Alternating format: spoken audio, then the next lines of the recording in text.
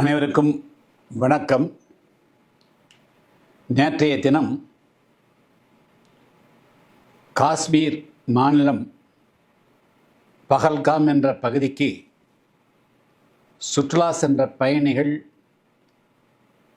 தீவிரவாதிகளால் சுடப்பட்டு தற்போது வரையிலும் 30க்கும் மேற்பட்டோர் உயிரிழந்திருக்கிறார்கள். பலர் காயமுற்றிருக்கிறார்கள். இந்த சம்பவத்திற்கு எனது கடும் கண்டனத்தை தெரிவித்துக் கொள்ள விரும்புகிறேன். அதேபோல உயிரிழந்த குடும்பங்களுக்கு எனது ஆழ்ந்த அனுதாபங்களையும் தெரிவித்துக் கொள்ள விரும்புகிறேன். இந்தியாவினுடைய வடகோடி பகுதியில் இருக்கக்கூடிய ஜம்மு மற்றும் காஷ்மீர் பகுதிகளில் பல வருடங்களாகவே தீவிரவாதிகளுடைய தாக்குதலுக்கு இரையாகி ஜம்மு பகுதியில் வாழ்ந்து கொண்டிருந்த எண்ணற்ற இந்து மக்கள் அந்த பகுதியிலிருந்து வெளியேற வேண்டிய சூழல் ஏற்பட்டது. ஜம்மு மற்றும் காஷ்மீர் பகுதிகளில் ஒரு அசாதாரண நிலை என்பது எப்பொழுதும் இருந்து வந்த நிலை கடந்த சில வருடங்களாக முன்னேற்றம் கண்டு அந்த பகுதிக்கு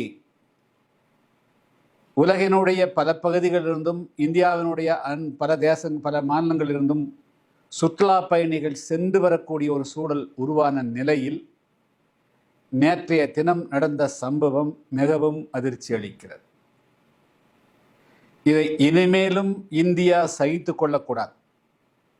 அண்டைய நாடான பாகிஸ்தானிலிருந்து உதவி பெறாமல் அல்லது அந்த நாட்டினுடைய ஆதரவு இல்லாமல் எந்த விதமான தீவிரவாத குழுக்களும் செயல்பட இயலாது. இது போன்ற ஒரு சம்பவங்கள் நடக்கின்ற பொழுதும் மட்டும் நீ-ஜெர்க் ரியாக்ஷன் என்று சொல்லக்கூடிய அளவிற்கு சில நடவடிக்கைகளை எடுப்பதும் அதன்பின் அதில் ஒரு மெத்தன போக்கு காட்டுவதும் இனிமேலும் தொடரக்கூடாது. காஷ்மீரினுடைய ஒரு பகுதியை சுதந்திரம் பெற்ற காலத்திலிருந்து பாகிஸ்தான் ஆக்கிரமித்து வைத்துக்கொண்டு அந்த பகுதியில் இருந்துதான் பெரும்பாலான தீவிரவாதிகள் காஷ்மீர் பகுதிக்குள் ஊடுருவுகிறார்கள். எனவே இது ஒரு சரியான தருணம் என்று கருதுகிறேன். எந்த ஒரு பகுதியை பாகிஸ்தான் தனது பிடிக்குள் வைத்துக்கொண்டு அந்த பகுதியை இந்தியாவுக்கு எதிரான தீவிரவாத குழுக்களுடைய புகலிடமாக பயன்படுத்துகிறதோ அந்த பகுதியை, அந்த காஷ்மீர், அதாவது பாகிஸ்தானுடைய ஆக்கிரமித்திருக்கக்கூடிய அந்த காஷ்மீர் பகுதியை மீட்டெடுக்க வேண்டிய காலகட்டம் வந்துவிட்டதாகவே கருதுகிறேன். அப்படி என்று சொன்னால் அது போர் தொடுப்பதா என்று சொன்னால் அது போர் தொடுப்பதற்கு பொருளாகாது.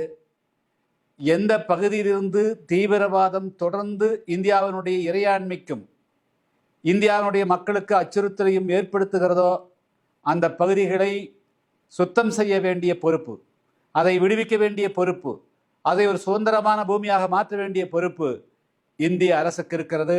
இதை உலக நாடுகளும் அங்கீகரித்தே தீர வேண்டும். இப்பொழுது இந்தியாவுடைய பிரதமர் தன்னுடைய வெளிநாட்டு சுற்றுப்பயணத்தை முடித்துக்கொண்டு இப்பொழுது விரைந்து திரும்பியிருக்கிறார். ஆலோசனை நடத்துகிறார்கள்.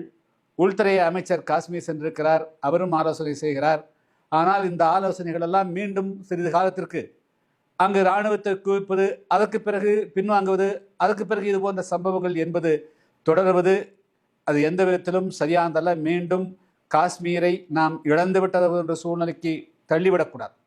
எனவே அதுக்கு ஒரு முடிவு கட்டக்கூடிய சூழலில் எந்தெந்த பகுதியை பாகிஸ்தான் ஆக்கிரமித்து வைத்திருக்கிறதோ அந்த காஷ்மீர் பகுதியை, அதாவது பாகிஸ்தான் ஆக்கிரமித்து வைத்திருக்கக்கூடிய காஷ்மீர் பகுதியை விடுதலை செய்வது ஒன்றுதான் இந்தியாவினுடைய இறையாண்மையை பாதுகாப்பதற்கும் இந்திய மக்கள் சுதந்திரமாக காஷ்மீர் பகுதிக்குள் சென்றுவதற்கு உண்டான ஒரு அடிப்படை அம்சமாக அமையும். எனவே இந்திய அரசு இது ஒரு கடினமான முடிவாக இருக்கும் என்றாலும் கூட, இது பல இடங்களிலிருந்து சில கண்டனங்கள் வரக்கூடும் என்று கருதினாலும் கூட, ஆனால் அவர்களுக்கு இந்தியாவுக்குடைய எல்லா விதமான சூழல்களையும் அவர்கள் அறிய வாய்ப்பில்லை. எனவே அதை பொருட்படுத்தாமல் இந்தியாவினுடைய இறையாண்மையை பாதுகாக்க வேண்டிய பொறுப்பும் இந்திய மக்களுடைய பாதுகாப்பும் தான் இந்திய அரசுக்கு முக்கியம் என்ற அடிப்படையிலே அந்த பாகிஸ்தானுடைய ஆக்கிரமிப்பு காஷ்மீரை பயன்படுத்தி அங்கு இருக்கக்கூடிய தீவிரவாதிகள் தொடர்ந்து இந்திய மக்களை கொன்றுவிப்பதற்கு ஒரு வாய்ப்பாக இருக்கக்கூடிய அந்த சூழலை மாற்றி அமைக்கக்கூடிய வகையில் பாகிஸ்தான் ஆக்கிரமிப்பு காஷ்மீரை விடுதலை செய்ய இந்திய அரசு நடவடிக்கை எடுக்க வேண்டும் என்று வலியுறுத்துகிறேன்.